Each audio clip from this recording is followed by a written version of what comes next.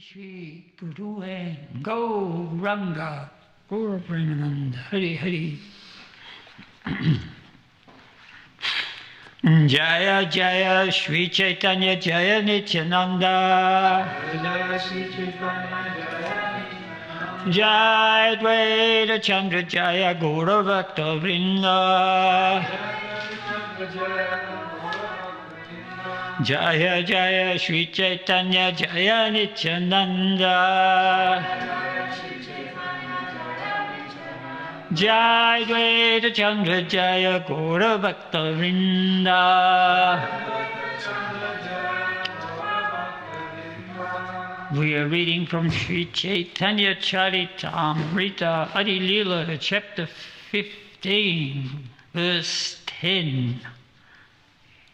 Sachi kahe na kaibe balai kahila. Sachi kahe na kaiba balai kahila. Sei hati kadasi karita lagila. Sachi kahe na kaiba balai kahila.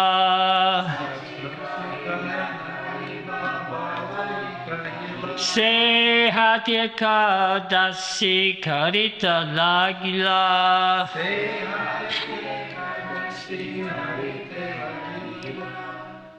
Sachi kahe. Mother Sachi said, Nakaiba, I shall not take. Bala I kahila. You have said very nicely. Say hati. From that day, Ekadasi day, Karite Lagila, began to observe. Translation, Mother Sachi said, you have spoken very nicely. I shall not eat grains on Ekadasi. From that day she began to observe fasting on Ekadasi. Purport. It is a prejudice amongst Shmata Brahmanas that a widow must observe fasting on Ekadasi, but a woman who has her husband should not. It appears that before the request of Lord Chaitanya, Sachimata was not observing Ekadasi because of her sadhava, which means that her husband was living. Sri Chaitanya Mahaprabhu, however, introduced a system that a woman, even if not a widow, must observe the Ekadasi day and must not touch any kind of grains, even those offered to the deities of Vishnu. Om Nagyanati Mirandasya Jananjana Salakya Chaksuran Militam Yena Tasmai Shri Gurave Namaha Dukame Ptimendasya Skalatpati Katirabuhosa. People used to dine in a Shanta Shanta Lambanam. So we've got Sri Chaitanya Mahaprabhu in his little form, which we know as Nimai Pandit. Nimai, because he was born under a nim tree, Pandit because they're very learned. So he requested his mother, very, very humbly, tactfully approached her and asked her to refrain from eating grains on Ekadasi. Just to recap, just to get the story, there's 3 verses associated with that. I'll just read the translations. This is in the chapter called the Lord's Poganda Lila. That means that he's beginning to study and he's reaching that age where he's of a marriageable age, particularly after his older brother, whose name was Vishvarup, absconded and took sannyas. So Jagannath Mishra and Sachimata were very keen to marry Lord Nimai Pandit off so he wouldn't do the same thing. So here it says, where am I? Chapter 15. When the Lord was studying grammar at a place of Gangadesh Pandit, he would immediately learn grammatical rules and definitions by heart simply by hearing them once. Very important. He soon became so expert in commenting on Panjitika that he could win victory over all the other students, although he was a neophyte. In his book, Chaitanya Bhagavat, Sri Vrindavan Das Thakur very elaborately describes the Lord's pastimes of study. So one day, Sri Chaitanya Mahaprabhu fell down at the feet of his mother and requested her to give him one thing in charity. His mother replied, "My dear son, I will give you whatever you ask." Then the Lord said, "My dear mother, please do not eat grains on Ekadasi day." So today's translation is, Mother Chasi said, "You have spoken very nicely. I shall not eat grains on Ekadasi." From that day, she began to observe fasting on Ekadasi. So to get her to refrain from eating grains on Ekadasi, Srila Prabhupada elaborates in this short purport. The reason why she wasn't observing it in the first place was due to the influence of the Shmata Brahmanas, who were scholars, Mayavadi scholars, who were expert in grammatical jugglery, and they came to the conclusion that, okay, so the wives of the Brahmanas, they don't have to observe Ekadasi. Be it, so be it. So Mother Sachi, obviously being a very pious devotee and strict follower of Vedic injunctions, she would not be willing to abandon any instructions that she'd been given by her superiors under the advice of the priests, the Brahmanas. So the Lord made this dramatic, impassioned plea to her that he down to her feet and said that she should begin to observe Ekadasi despite what she'd been told previously. And Mother Sachi, purely out of her love for her son, what did she say? "For you, my dear son, I will do anything."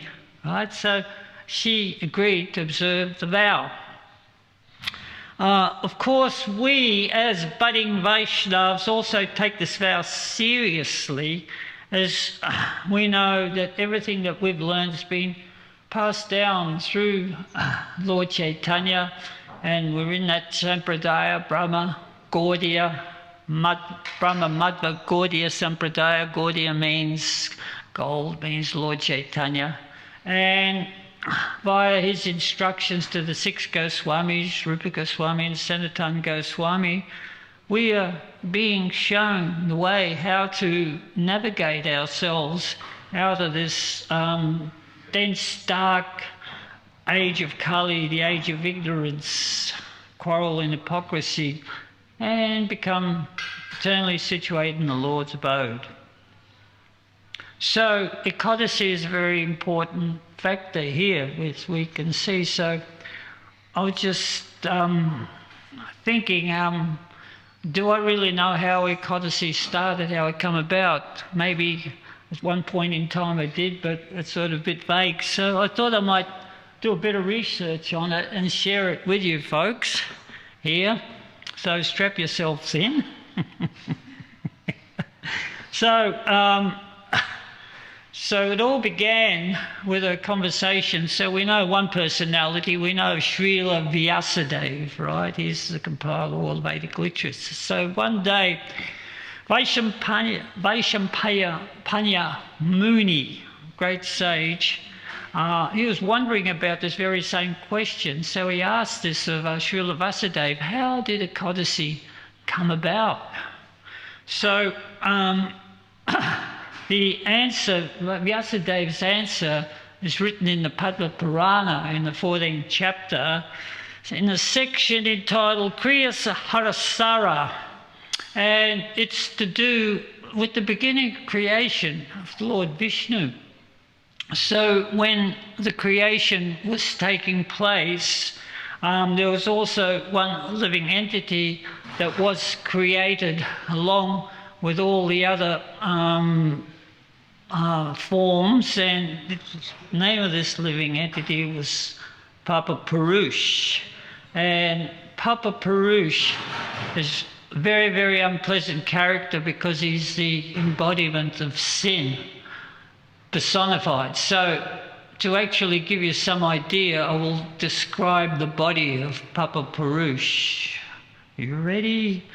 So his different limbs were construct of different sinful activities. His head was the sin of murdering a brahmana. His eyes were the sin of drinking intoxications. His mouth was that of stealing gold. His arms were the form of sin of killing a cow. His chest was the sin of abortion.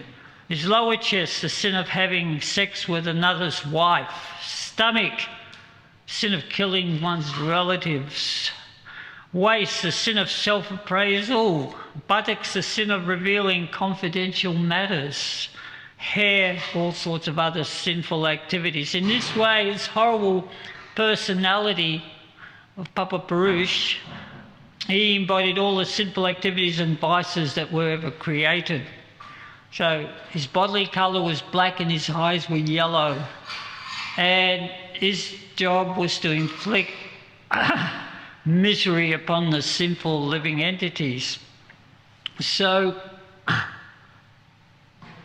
to control this person, Lord Vishnu created Yamaraj. So we know Yamaraj, first they go see him and he adjudicates.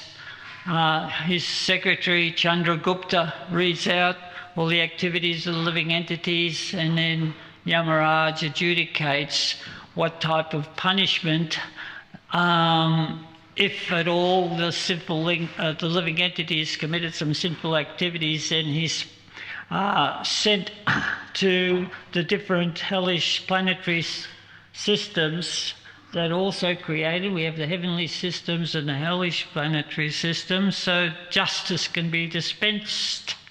So in the at one point in time, soon after this was created, Lord Vishnu, he went to see Yamaraj, who's living in his abode in the hellish planets there.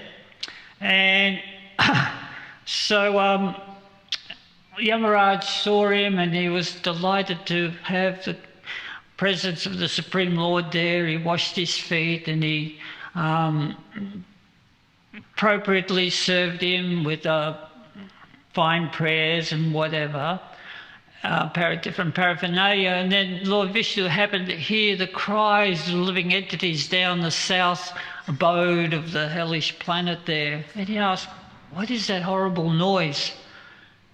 And Yamaraj said, "That is the sinful entities that are being punished for their deeds on this planet, for whatever they've done, their deviation from the instructions of the Lord."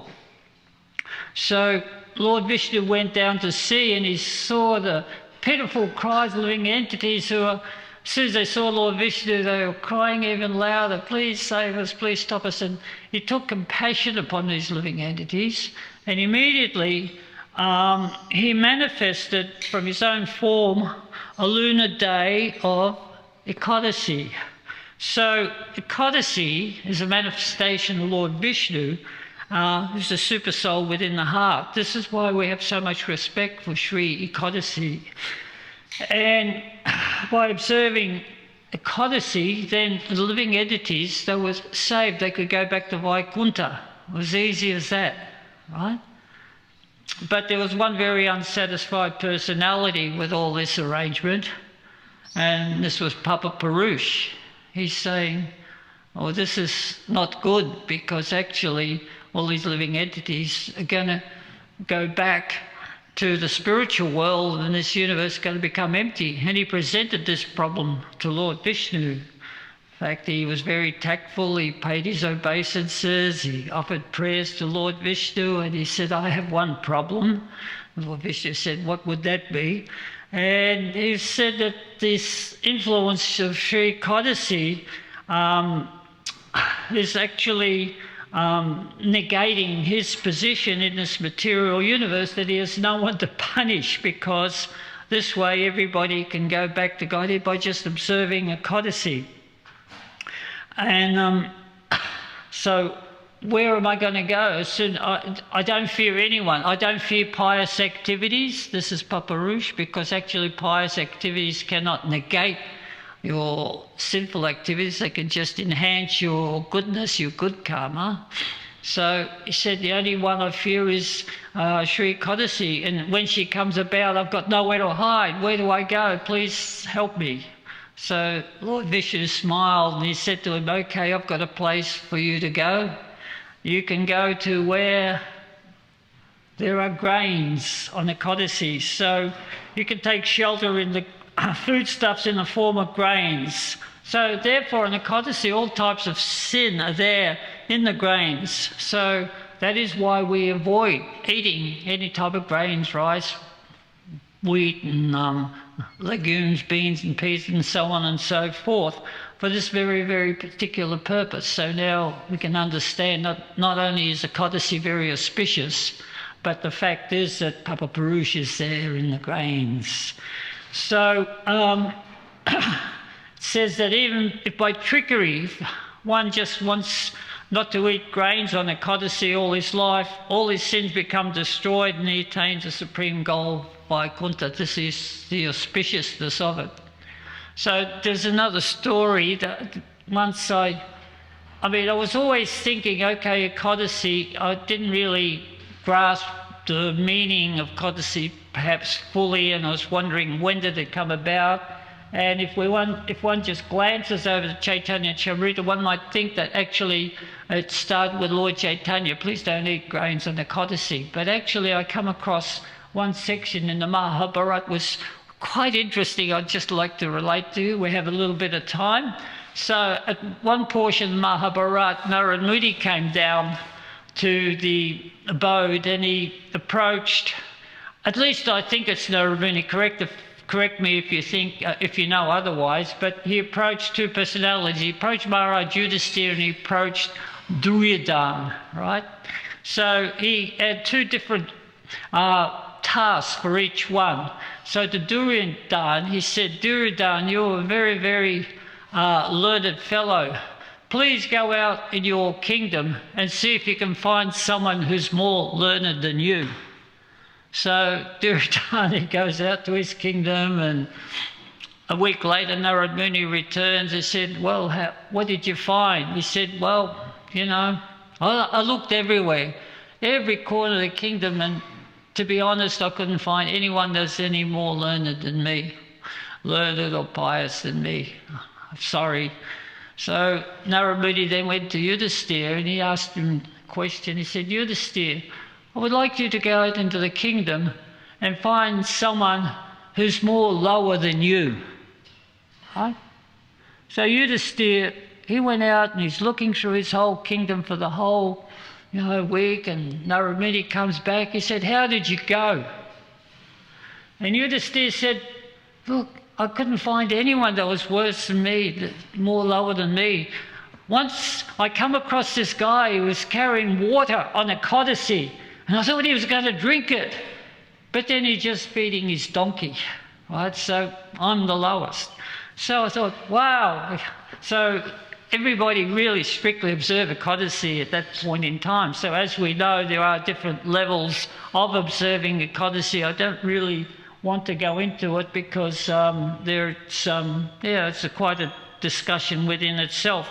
But I just want to make a point that Sri Codice has been with us for a very, very long time, and it is a very auspicious day for the Vaishnavas.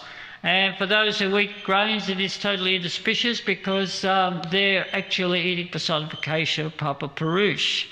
But in the sloka, there is another very, very important point here that I want to discuss, because the verse, because Sri Chaitanya Mahaprabhu is asking Mother Sachi not to eat grains, he's going against the injunctions of the Shmata Brahmanas. So this is to do with his pastimes in the early years. So we know that he was born as the Supreme Personality of Godhead, and he had a mission, which was to spread the Sankirtan movement, but first he came as a pundit. So I read earlier that at a very early age he went to school, and then he became very, very expert, was it? He soon became so expert in commenting on the Panchatika that he could win victory over all the other students, although he was a neophyte. So he learned everything very, very quickly. So he became known as Nimai Pandit, very renowned scholar, who was very expert in logic and grammar in Sanskrit. And that type of activity, logic and grammar, was a launching place for study of Shastra, and then defining the meaning written according to the interpretation of the Shastra by the scholar. And that was the business of the Mayavadis, interpreting the Shastras. So, as we know, Mayapur, it was filled with these people, these Mayavadi scholars and Shmata Brahmanas who were taught the Vaishnavas, describing them as sentimentalists. If ever you go to Mayapur, there's a very nice site to visit. There are a couple of nice sites along the road. One is the birth site of Nimai Pandit, but further along there's Sri Chaitanya Math, where Bhaktisiddhanta Saraswati used to live. And there they've got a museum, a gallery. They've got an art gallery and museum. The art gallery is fascinating. Some very, very old pictures. And as you come into that art gallery, one of the pictures you see is all these sort of people with these crooked faces sort of taunting the Vaishnavas, who are sort of looking very beleaguered, and they're singing the names of Krishna. So this was a situation, Mayapur, even though it was a place of learning, it was full of Mayavadis. So we can understand the purpose of Nimai Pandit, that he came to actually defeat this philosophy of Mayavadism and re-establish Krishna consciousness. And this was his mission. So his mission was to ascertain that Bhakti Yoga was the supreme goal of the Vedas. So he was the Chana avatar, so he was the hidden incarnation. So as Nimai Pandit, when he became expert in Jagra, he would chase these Mayavadis down. He would see them and say, "Excuse me, come here," and he would challenge them to a debate, and he would run circles around them and humble them. And he was only a little boy, so they were very embarrassed. So whenever they saw him, they would cross the street or they'd virtually run away and hide. And because he was the hidden incarnation, so no one really knew that he was the Supreme Personality of Godhead. So even the devotees didn't know. And this little boy, they knew him as Nimai Pandit, very beautiful boy, very attractive, but he didn't spare them either. If he saw a Vaishnava, he'd call him over. There's a story in the Chaitanya Bhagavat about Mukunda Datta. Mukunda, come over here. Oh, it's so nice to see you. Tell me all about tell me about mukti. Tell me about liberation. So Mukunda would give his explanation, liberation, that the soul's free from whatever. And he goes, yes, that's not a very accurate, a very, very simple explanation. Oh, I thought you could do better than that. And then he'd defeat that logic, and he said, look, why don't you come back tomorrow with another one? I know you can do better. And so this went on. So it was very sort of like challenging. So he would challenge the Vaishnavas, and sometimes some of the Vaishnavas would say to him, Nimai, if only you were a devotee, you'd be so powerful. And he said, you never know, one day I might become a devotee like that. So one very, very momentous occasion was that Mayapur was a centre of learning, so it was attracting all the different expert scholars, the Digvijayas. So Digvijay means the greatest scholar. And it happened that one such person was Kashmiri Pandit. He was like a renowned scholar throughout India. So we have to understand that point in time in India, one of the great fascinations of everybody was a debate. So if a great scholar came to a town, then the town would present its own scholar, and there'd be this huge debate, and then the winner would have to surrender, or the loser would surrender to the winner. And sometimes we'd have to give him all his possessions too, and become his disciples. So this Digvijay Kashmiri Pandit was touring the country, and he defeated everybody. He had this whole retinue. He had like elephants in the parade. He had a band playing, and he had chanters reciting the Vedas, and he would be riding on the elephant, and Digvijay's coming to town. So that would be fascinating for the population, but for the pundits it would instill fear in their heart, and they would not want to debate this Digvijay. So he came to Mayapur because actually he'd heard about this little Nimai Pandit too. He really wanted to meet him, but he comes to town and the scholars, all the Mayavadi sannyasis, and they all fled. They said, "Oh, Nimai Pandit, we'll leave him there." we'll go away. We'll just say, well, Nimai Pandit, he can take him on and let him suffer the consequence of this Digvijay Kashmiri Pandit. So on that day, the students, because Nimai had some students very early age, 11, 12, he started a school and he was teaching grammar. So the students said, "Oh, did you know Digvijay Pandit is coming here?" And he's a very elevated scholar. So, of course, Digvijay was a devotee of Saraswati, the goddess of learning and the arts, and he worshipped her very nicely. He had a very intimate relationship that Saraswati had benedicted him with so much knowledge that he was practically undefeatable by anybody. So he was aware of that. He's very, very proud of that fact that he could defeat anybody. So Lord Chaitanya wanted to humble his pride. So when they said, "Oh, Digvijay is coming, what do we do?"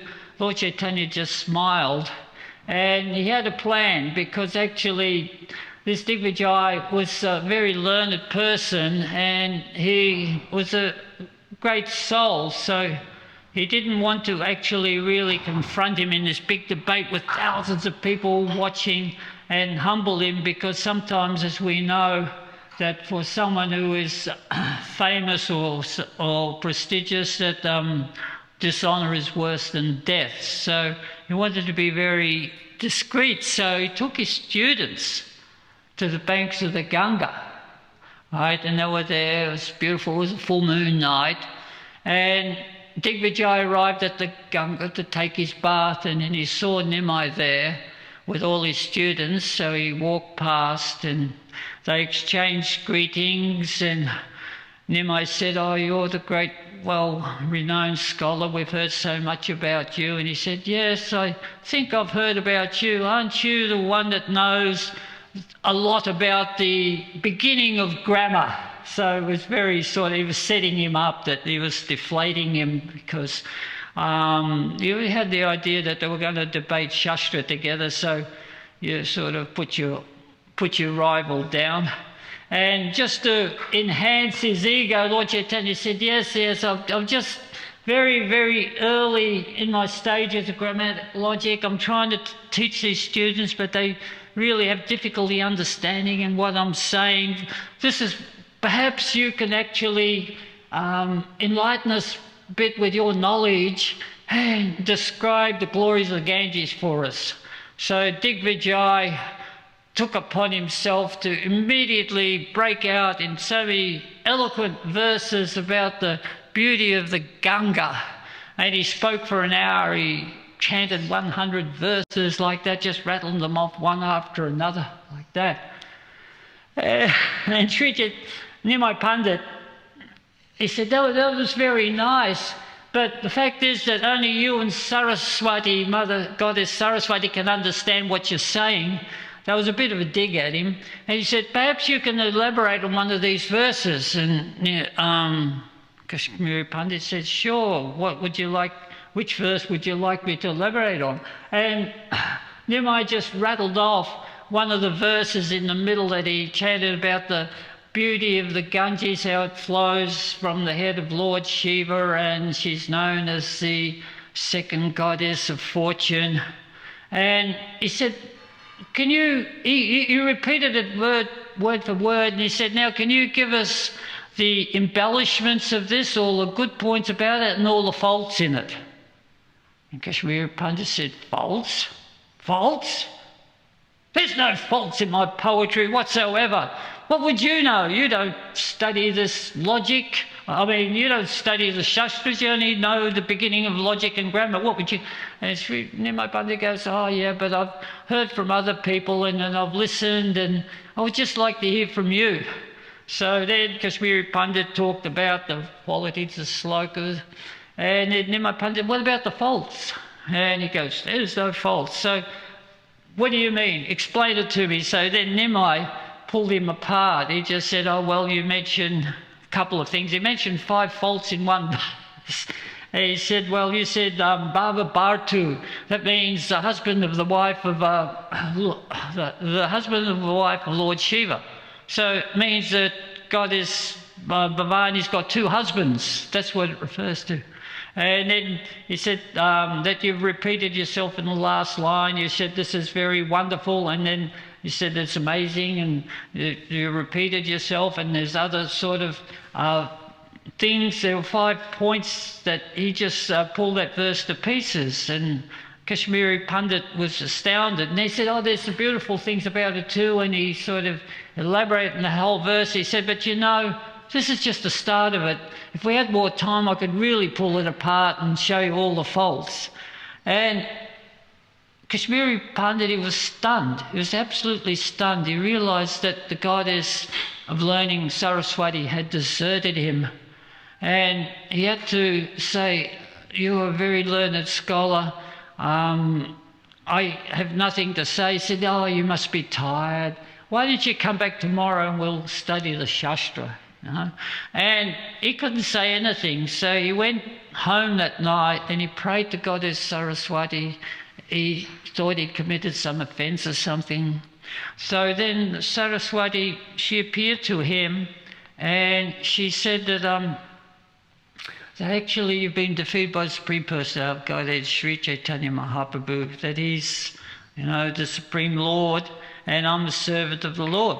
So, so then he went back the next day and he apologised, he took shelter of, and he became a Vaishnava, and he abandoned all his elephants and everything else, and he just took to Vaishnavism. So that was a very important point, because Sri Chaitanya Mahaprabhu then was known as the greatest renowned scholar throughout the whole of India. So he's the Pandit, right? He's the most well-versed in all the Shastras. And shortly after that, his father passed away, and he went to Gaya, and he took up the promise that he made to the Vaishnavas. He took shelter of Ishvarapuri and he became completely immersed in Krishna consciousness. So this was his real mission, so that he was going to spread the religion for this age. So, so that was the real purpose, and it was not only to, and also to taste the divine love, because he was Radha and Krishna combined. So in his process of tasting the divine love of Radha and Krishna, he also spread that love to all the souls in Kali Yuga. And of course, all the souls. So that means that all the, whoever, the Brahmins, the Vaishnavas, the Vaishyas, the Kshatriyas, the Sudras, whoever, they were able to take the Krishna consciousness. And this upset the Brahmanas big time. So Lord Chaitanya had made that correction, as we know, to his mother, that everyone should follow a codicy, and that was the original injunction that had been changed due to speculation of the smarter Brahmanas. And they were also saying that only the Brahmanas could actually attain liberation. So this was a great challenge. Srila Prabhupada had this one situation also when he opened up the temple in Vrindavan. Gurudas writes in his book about this that he invited some Brahmanas from South India to perform all the different yagyas. And they were there and they were very, very puffed up and very proud of their knowledge and all the mantras they were chanting. And then they were saying that actually all the ISKCON devotees, you can't really go on the altar, you're not qualified to go on the altar to worship Radha and Krishna. So the devotees said that to Prabhupada. And Prabhupada sent them packing. He sent them back to South India. You know, he said, really, I just did this just to sort of observe the etiquette and formality, but actually the chanting of Hare Krishna is the necessary qualification for installation of deities, and that's all that really is necessary. So, this is the this was the mood of Lord Chaitanya when he come back from Gaya, that he was this expert in logic, grammar. All of a sudden there was no more logic and grammar, it was just chanting the Hare Krishna mantra. The students were bewildered. Said, but we want to learn logic. He said, well, all the logic and the grammar and the shastras, they lead to one conclusion, that Krishna is the Supreme Personality of Godhead, and that one should chant the holy names of Hare Krishna and Rama. And that's the goal of the study of all the Vedic literature. And from then he united with the Vaishnavas and he began the Sankirtan movement.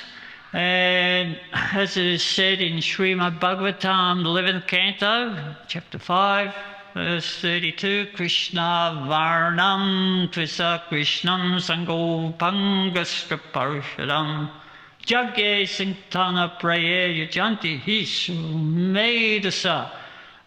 In the age of Kali, intelligent persons perform congregational chanting to worship the incarnation of Godhead, who constantly sings the names of Krishna. Although he's not blackish, he's Krishna himself, accompanied by his associates and confidential companions. So this is what we do in the line of Sri Chaitanya Mahaprabhu. We are singing the glories of the Supreme Personality of Godhead, and that is the way back to Godhead for us souls in the age of Kali Yuga, and anybody can take to it. How nice it is. This is what we do. Thank you very much. Anybody have any questions or comments? I'll read the sloka again for the benefit, and some came late. Mother Sachi said, you have spoken very nicely. I shall not eat grains on Ekadasi. From that day she began to observe fasting on Ekadasi. Any questions or comments? Hare Krishna, Vasu. Hare Krishna. I was just going to ask, you said about if we observe Ekadasi for the rest of our life, we go back to Godhead.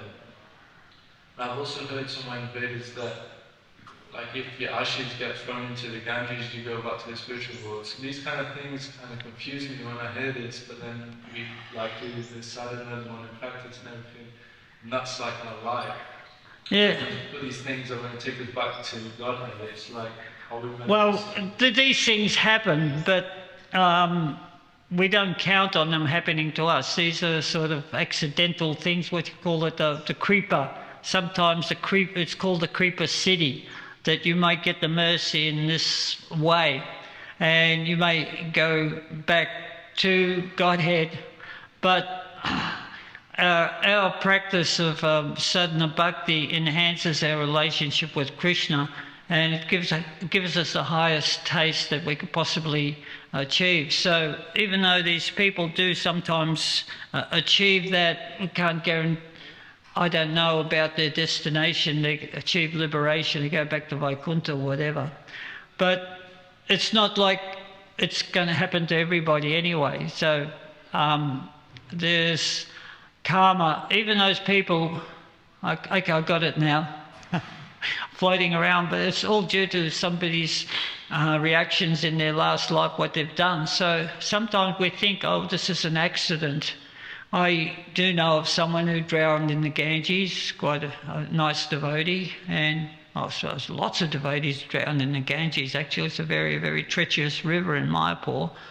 And as you said, they're gone back to Godhead, but we don't know what their what piety or what spiritual advancement they made in their past life. So we are here because of what we've done, not only in this life, but what we've done in our past life as well. So it's very hard to judge these circumstances, that if these creeper city circumstances happen, that they've happened for a reason also, due to the spiritual actions people. So for us, we just consider ourselves fortunate to be sitting here and listening to the pastor as the priest person of Godhead. We're actually creeper cities to be able to do that. So we're in the same boat, practically speaking, you know, when you think about what we've done. When I think about what I've done in the past, I think, what am I doing sitting here? It's just the mercy of the Lord. You know, so practically speaking, what you said, we're in the same boat. We're just not dead yet.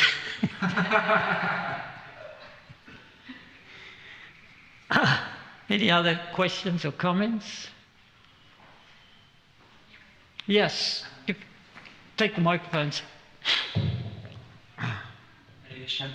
Thank you. May I know the difference between loving an animal and being attached to it? So, like, after death, it said that whatever you're attached to, you possibly become the same creature. That's a very good point there. So we can discuss pets, you know, like I think you do.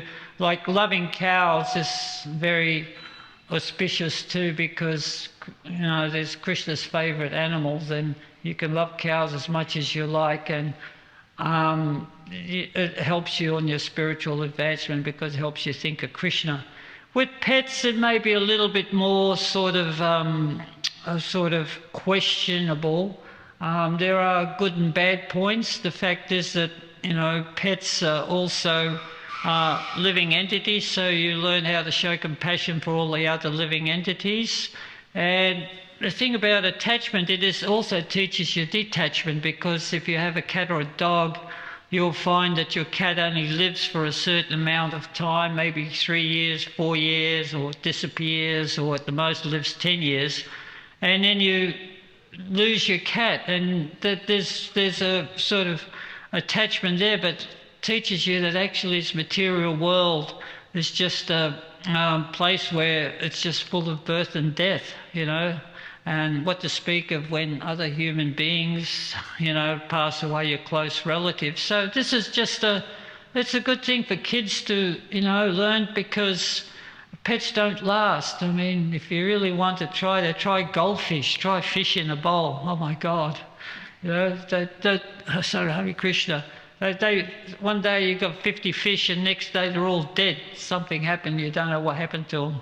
So, you know, like all the pets, you got different pets. So that's how we learn. But if we, you know, the danger is if we do become attached to our cat or a dog, then if we think of our cat, that when we leave our bodies, you know, that's what we'll become. That the injunction is there in the 6th canto, or that story is there in the 6th canto about Bharat Maharaj, who was such a great soul who was just about to attain liberation, and unfortunately this deer fell in the river, and she was pregnant, and she gave birth to a baby doe, and they're swimming in the river swollen the storm, and he saved the baby deer and became attached to that, and he passed away thinking of, where is my deer? And he became a deer in his next life. So that warning is there, you know. So it's like two ways of looking at it. Okay, don't get too attached to anything, like to your pets. Is that all right? Any other questions or comments? No. All glory, Srila Prabhupada.